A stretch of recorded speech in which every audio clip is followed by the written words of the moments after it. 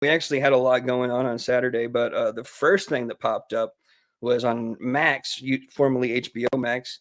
They had the PFL Road to Abu Dhabi. Yeah. Road to okay, and I assume you saw that one. Yeah. Good card. It's very weird what the PFL has been doing with this whole Bellator situation.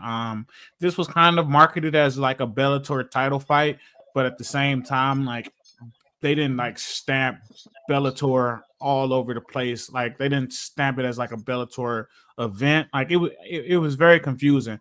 Well, But they disbanded it 2 weeks ago or something like yeah, that. I think it's 2 or 3 weeks ago. Like, okay, Bellator is over, but also we're gonna fight for the yeah. belt. Exactly. Whatever. Yeah, that was my main takeaway. Like this was one last one last hoorah for Bellator, which has been around forever, you know what I'm saying, and has produced some extremely good fighters, some of the legends in the sport. It's kind of sad seeing Bellator gone, but like I said, one last hoorah. This is the way you want to go out.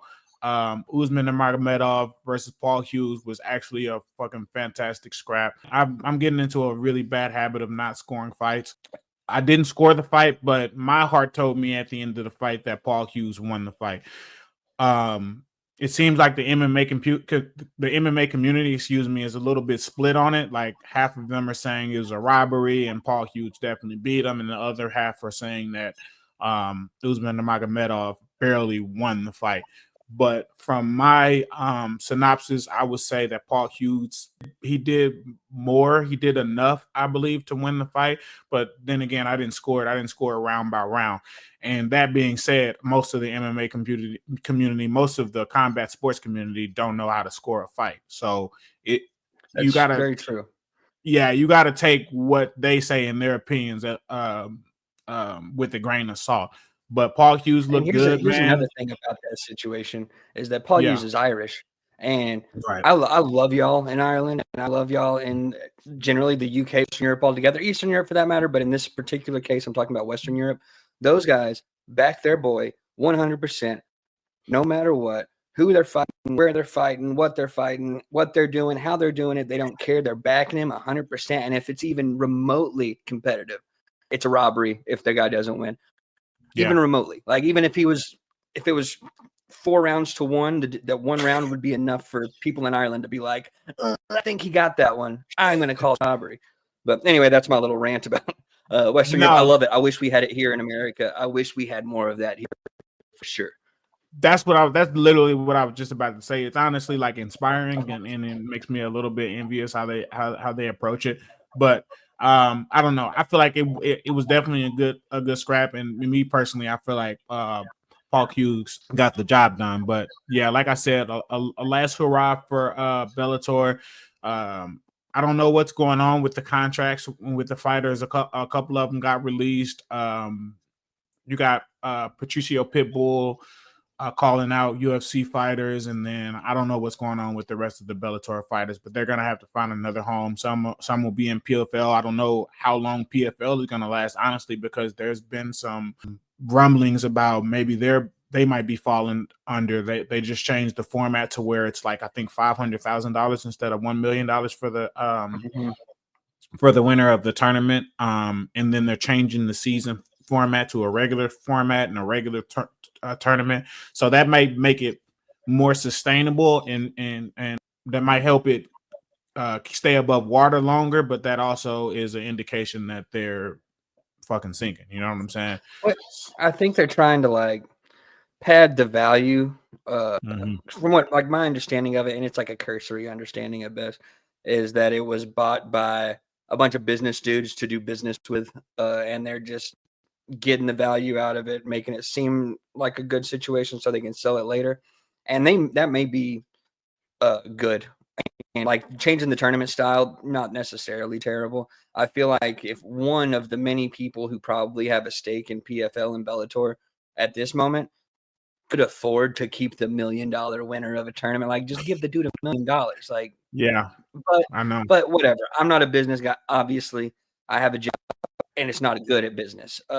But yeah, I Yeah. mean, I think whatever weird situation we're in with the PFL and Bellator now, or PFL only now, I think when they do get to sell it to somebody who hopefully cares a lot about the sport, it may be in a better position than it was, a handful of years ago, with very limited viewability and everything. And like Max is a good app, so maybe more people saw it than expected. I don't have the numbers. You didn't see any of the numbers, did you? No, I'm not sure. I'm not sure how well it did, but hopefully it did well. Like I said, it was a good event. The thing about it is though, like they've got that $1 million prize for every weight division. That's why it's like not that sustainable, because they do this. They're paying these fighters their contracts, and they're fighting throughout the year / season, whatever you want to call it, and then they have this PFL championship event where they pay all of the winners of the tournament $1 million a piece. And it's like you don't even got the UFC paying every fucking Yeah, I champion didn't think $1 about it million. like that. Yeah, I that's a didn't lot think of about money. it like that. Yeah. Okay, Yeah. understandable. Maybe next year they'll go 250. Keep it a little more sustainable. Right. Yeah. I mean, I remember there was a time where Amanda Nunes was fighting for the belt and she was making like 300,000, and she was in my opinion at the time, the number one pound for pound fighter, and definitely the number one pound for pound female fighter, and had to be top 5. And so we're talking about much richer, more established, better product, honestly, company paying one of their top fighters $300,000, and then you got the PFL paying fighters that nobody's heard of, well, mostly nobody, and people outside of the MMA community, $1 million for winning, a season / tournament after they've already paid them throughout the. I don't know. It's just I don't know if it's sustainable. Yeah, but like you said, we have to look at the numbers, see how the production is doing, and the money that they're making. But yeah, I respect that. Sorry, PFL, you're doing great. Appreciate you. Thanks for the $500,000 and all that. Yeah, I love PFL. I hope they stay above water. They have always been great hosts to me and the rest of the journalists. They definitely do the handling the media right, and honestly, being at the events, it's always been spectacular, not just for journalists but also for the viewers, and for the fighters as well. And then they fixed that pacing issue with the broadcast. So the broadcast has been pretty solid too. As much as Dana White wants to shit on it, I think it's been pretty solid. So hopefully they can stay above water. But they're gonna have to figure out how to do it sustainably. But next on the bill, competition's always good, man.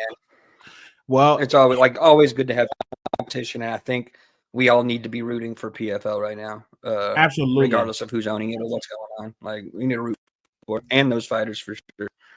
Yeah, for sure. But that's the problem. Like the UFC has has monopolized MMA, so it's hard to compete with them. They're dealing with that lawsuit, and they're gonna have to figure out the way to do it differently. But it's gonna be hard to compete with them regardless. It's like trying to start a tissue company when Kleenex is out. Exactly, it's synonymous. Like, people don't say, "Do you watch MMA?" They say, "Do you watch UFC?" Exactly. But that's a whole other kettle of fish. Yeah, no, it's very relevant, because like you see somebody, you tell somebody like you've been training, you've been training the UFC stuff. No, just MMA. Way different. They've How literally. successful do you think I am at training? Like, what do you mean? Exactly, bro. You think I got that type of money?